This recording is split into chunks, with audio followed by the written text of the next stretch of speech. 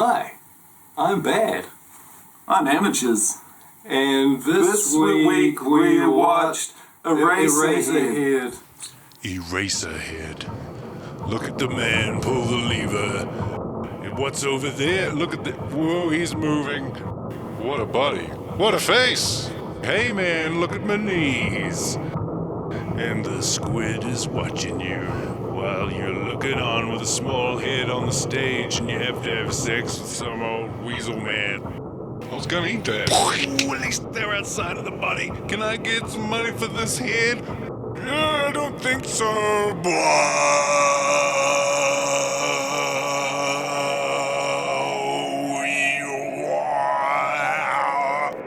Eraserhead. So what did you think of the movie, Andrew? It was okay. I didn't hate it. I wouldn't call it 10 out of 10 personally, but I appreciated the movie. It was interesting. I enjoyed that it was very different from mainstream movies. And I do enjoy those. Yeah. On occasion. That's right, yeah. There were points I thought it dragged, but overall I enjoyed it. Kind of expect more per minute than this movie offers. There's this ambient soundtrack over it which kept kind of putting me to sleep because there's these long drawn out scenes and this sort of industrial and stuff like that over every single scene. I didn't find it massively engaging throughout. Quite often I found myself checking my phone because of the bits where it's like, here we are zooming in on something really slow. You know, just be like, okay, we're zooming in on this. I can see that. Yeah. And it's like a minute later we're still zooming in on it.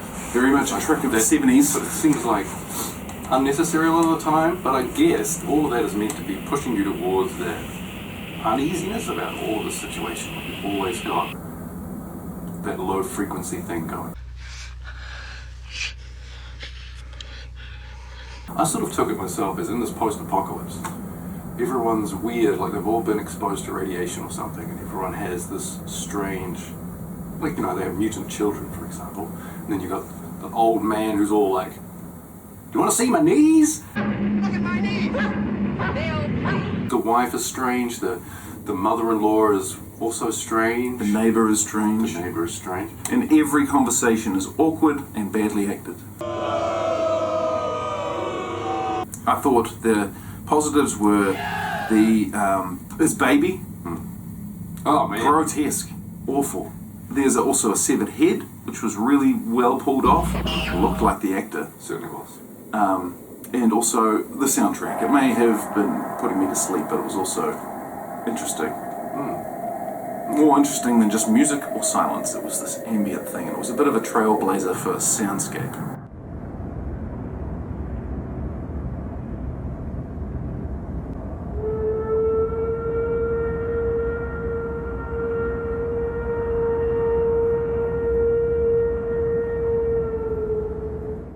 Well, you know, I said to you off camera, I thought, like, there's a bit where he stands in the puddle right at the start as he's walking, and I thought the acting was weird. Like, you put your foot in a puddle, you don't normally then leave your foot in there while you look at it. Just keep walking, pull your foot out. And I thought, maybe that's meant to be a commentary about his foot's in the puddle and it stays in the puddle. Yeah, and he's a bit dim and he just leaves it in there. They are all in that situation. Yeah. In this like post-apocalypse industrial nightmare thing. Yeah. They all live in. They've accidentally had a baby.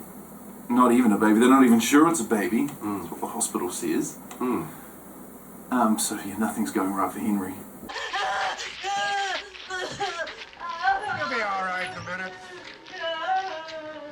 Henry is a working man while he's on vacation. I took that to mean he is unemployed. That's what I thought. Yeah. Everyone's got a terrible life, it looks like. But he's got a girlfriend who he got pregnant. The family want him to take responsibility and for them to get married. So he does that, gets married. Look at my knees! Baby is like a horrific mutant creature, looks like a mini E.T. It's constantly screaming. It's just one of the grossest puppets. So he marries her. They have a kid. The kid is sick all the time because it's premature born mutant baby. So the wife leaves. Henry's left alone to look after the baby. What did you think about Henry? I thought he was kind of compelling in a way, like the way he acted was consistent. So I'd say like he was directed to act that way. You know, where you just sort of go, Henry, and he goes, yes. And then someone says, whatever, and then he's like, oh. And that's basically a lot of what he does. I think you're giving him too much credit. This movie took 5 years to make. Yeah, because of funding issues. So often like these types of films, it's like you're trying to work out as it's going what I'm saying. Yeah. Yeah. So that's the sort of level of engagement that's good in a way. That's, I guess, if you're into that sort of thing. Everyone in this world has a weirdness to them in a different aspect. Like, you know, you got the wife who cries all the time at nothing, but she's not dumb. But he's real, but he doesn't cry at nothing. Yeah. Yeah. And like, you know, the father-in-law smiles and says strange things, but then freezes up. Yeah. Everyone seems to have their own strangeness. Yes, and his wife is like sniffing him and licking him and acting normal and then acting strange. The mother-in-law. Yeah. Everyone seems to have these two sides. But yeah, I thought David Lynch maybe had become an accidental parent and wasn't too happy about it. And then this movie was made. Apparently it's his daughter doing the voice of the baby. Yeah, that's right. So does that lend to that theory? Like, what do we use your own daughter, or is that purely a budget issue? That little baby was terrifying. Why don't we talk about the little baby? All right, the little baby. Okay, so how do you like your wet mince chips?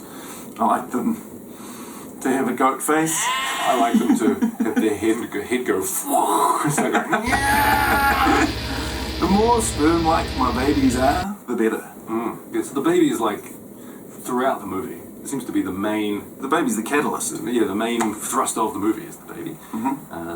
They say it's premature, but from what we see of it, it doesn't look like it's a human baby. It just looks like a sort of goat or E.T. shrunk down, but with a slightly more dinosaur-looking skull shape, but it's got like human eyes, and It's no wonder the wife runs away. it bleats and it laughs at the main character when he has a bad time, or he perceives it to laugh at him when he has a bad time. Yeah. So, yeah, that's like... It's worth watching just for that freaky baby. Yeah, you can come away and say, alright, I've watched that. Yeah. I've seen that, I know what they're talking about now. And you may not enjoy it right away. Like, I didn't enjoy it right away. Get dragged a bit, but It was more the thinking about it later. look back on it. Because we've said before, I've said, I quite like movies where it's not spelled out at the end. Sometimes, depending on whether they've earned that, But if you get to the end and you're walking out going like, I wonder if what this was saying, what that was saying. Well, this is very much one of those movies where, for years, points have been debated about it and there's no firm answer. Well, It's more like you take from it what you want to take from it. well, I'm not a massive fan always of that mentality when it comes to art. Like, Yeah. it sort of feels like you could be saying, I don't know what I just made. Yeah. You tell me. But I don't want to say that I don't know. If you phrase it as an artist correctly, it makes you sound sort of deep. Makes your art sound meaningful, whereas it might have just been a string of random ideas. I want to hear your aim, and then I want to see your shot and see how close you got. And then I can judge, but if you don't tell me your aim, you can fire at the target, hit the barn, and then say, yeah, I was aiming for the barn. Yeah. It's like,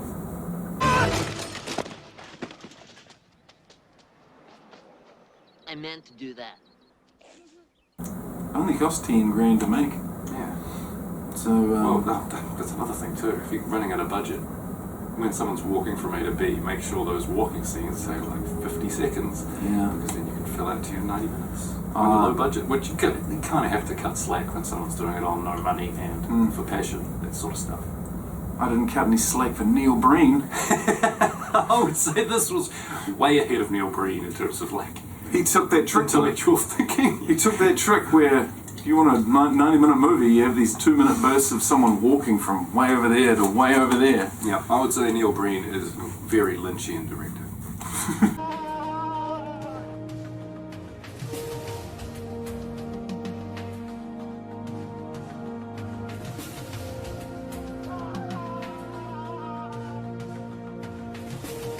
Neil Breen's much deeper than you would think.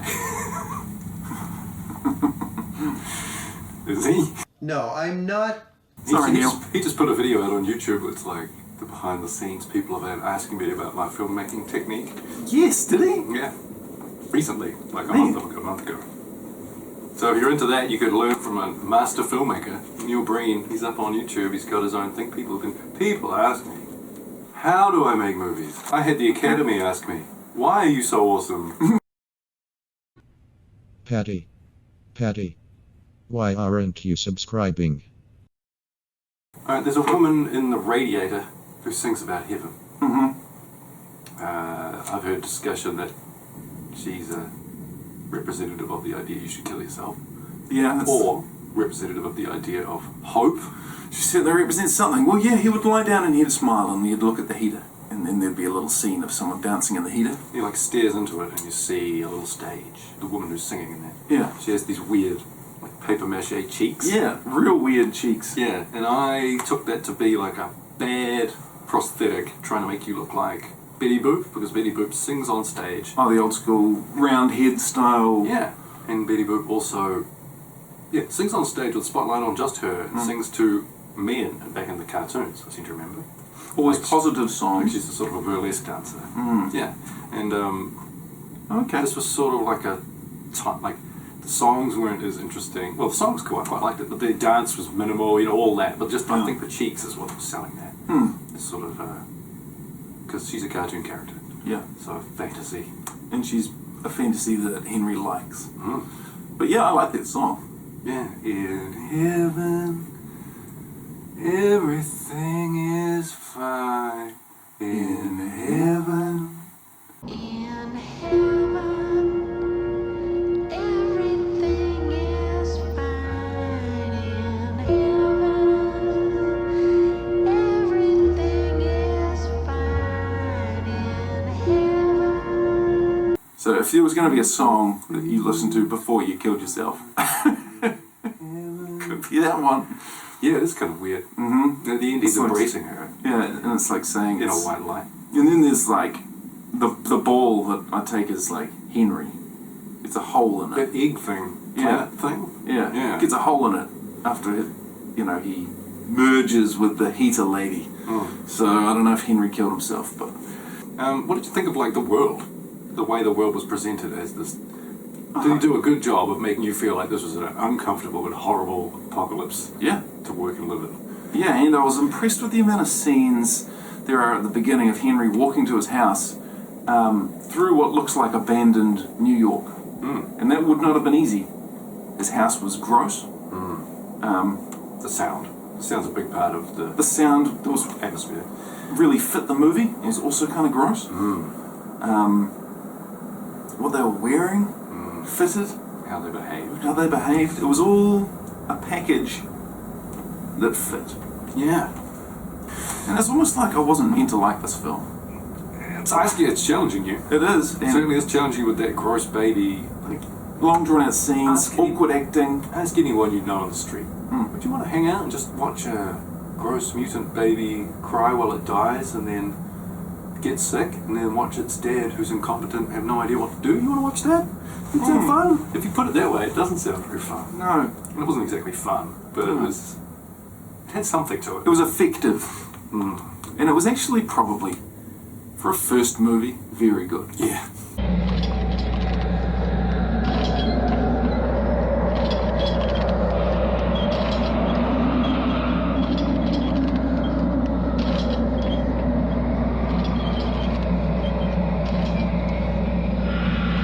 It felt authentic. It didn't feel like it was taking the piss, It felt like it had an idea, and in an artist kind of way, and it was trying to achieve it. It felt deliberate. Yeah. Yeah. That's a good word for it.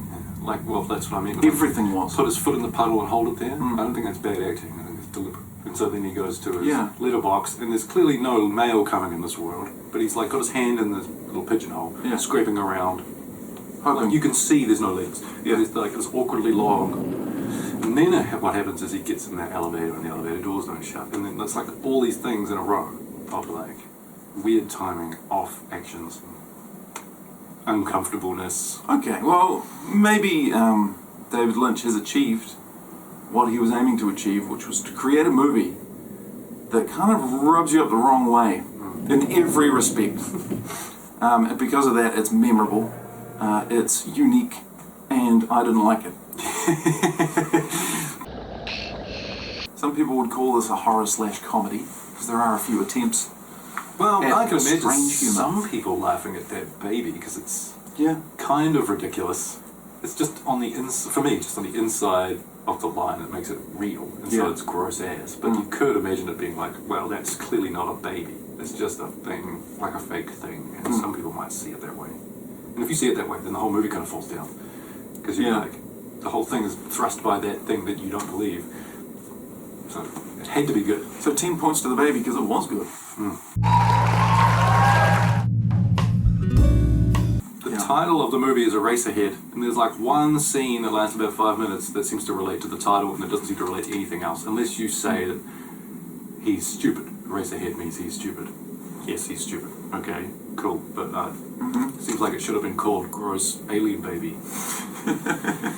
Well, Henry's a slag. Or, Horrific World, the movie. I also have a very, like, Radiator Sound, the movie, Worried Faces, the movie, Awkward Conversations, the movie. All these things that just kept coming up. I thought it was a story about someone who was basically not ready, well, actually, two people who were not ready for parenthood. And it couldn't have gone worse for them, and it couldn't have happened at a worse time. And can you imagine a worse world to have to raise a child? Yeah. Than this one? And your child comes out looking like the goat from hell. Rat baby thing. Yeah. That was probably the awesomest thing of the whole movie, man, was that bloody baby. In terms of being afraid of becoming a parent, that is the last thing you want.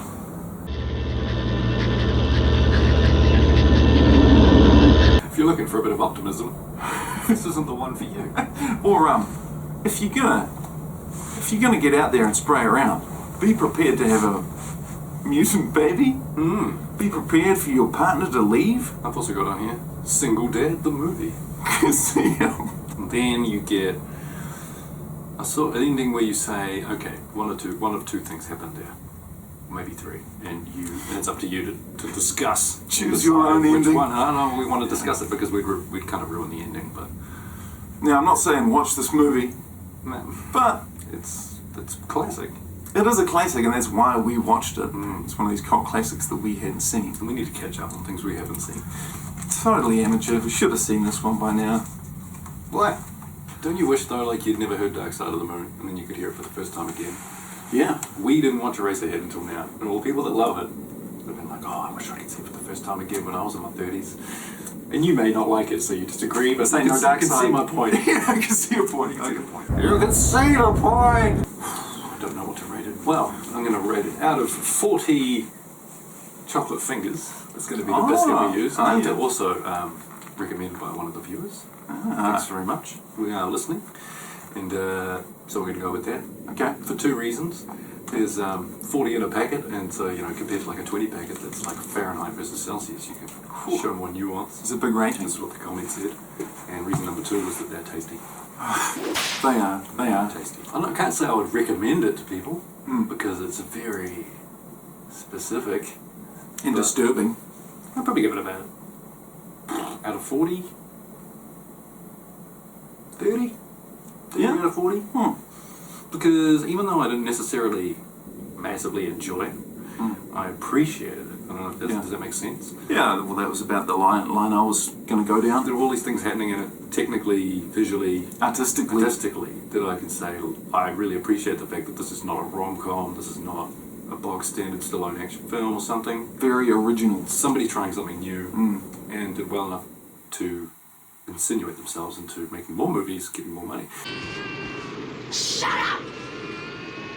There were certainly points to it where I thought this is worth watching for us. And as people who are trying to review movies, we needed to probably see this. This is an interesting one. Yeah, because now we'll know going forward, if we see something that's similar, it's based on this. Yeah, or true. it's copying this, or it's an homage to this. So, yeah, for random reasons, I'd say it was a 30 out of 40, but I'm not saying I'd be super keen on watching it again, unless I was watching it with someone who hadn't seen it, and I was watching them watch it. I'd probably rate it, I'd give it a pass. Yeah. And I'd even bump on that another 5 chocolate fingers. So 25 out of 40 because of the practical effects on the head and the practical effects on the baby. Yeah, and I guess the setting. I like those things. So, yeah, I found it to be compelling, disturbing, disgusting, and original. 25 out of 40. From 30 me. out of 40 from me. Okay, here we go.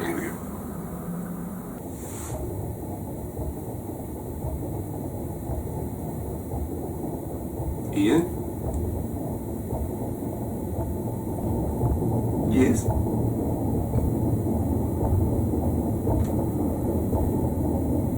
What did you think?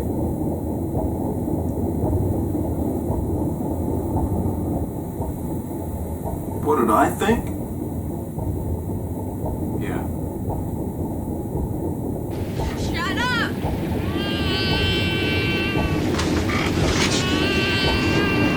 Shut up!